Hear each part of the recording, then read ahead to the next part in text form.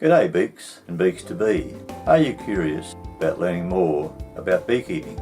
I have been a beekeeper for over 55 years and rearing queen bees since the 1980s. When I met Alan through my local beekeeping club, I knew nothing about bees. This is our Victoria Point bee yard, and we're checking the nukes today to see whether they need honey or stores or whether they're full. We've been looking at the nukes, and we're now coming around to B2, so we're going to have a look at it to see how it is progressing. It should be full of honey, so we'll see what happens. Right, so what have we got here, Lionel?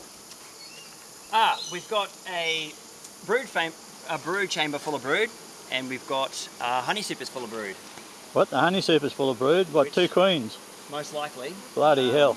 So I've what a mess. Currently pulled apart the bottom, and I've gone through it trying to find, I'm guessing, our first queen, and Can't then I find guess her. we've got to repeat and try and find the second queen. Yep. Unreal. More frames of brood and bees over here. More frames of brood and bees. This is the top super, and we started taking honey out of this particular one, which was 2 supers above the excluder, and we took the first frame out. It was totally capped.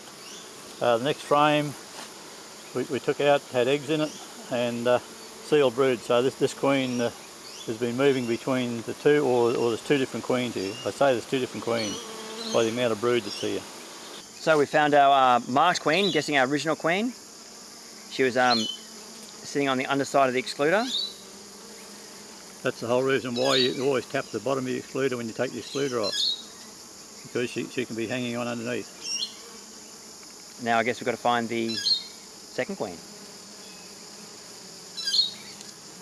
Yep, there'll be definitely another queen. So what we'll do, we'll split this hive and make another WSP hive out of it. So we'll cage this queen here and start working on the other now. After checking all the frames, we still couldn't find this second queen, so we're just putting it all back together again.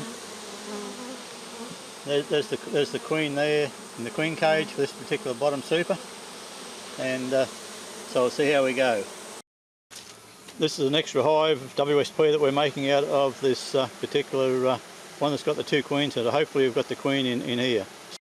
We had some excess brood frames from the nukes, so we put them up into this top honey super for the bees to hatch, and the frames are marked, so we check them in 5 days time for rogue queen cells. This is the WSP hive that we've divided from that other hive B2 at our other Victoria Point site.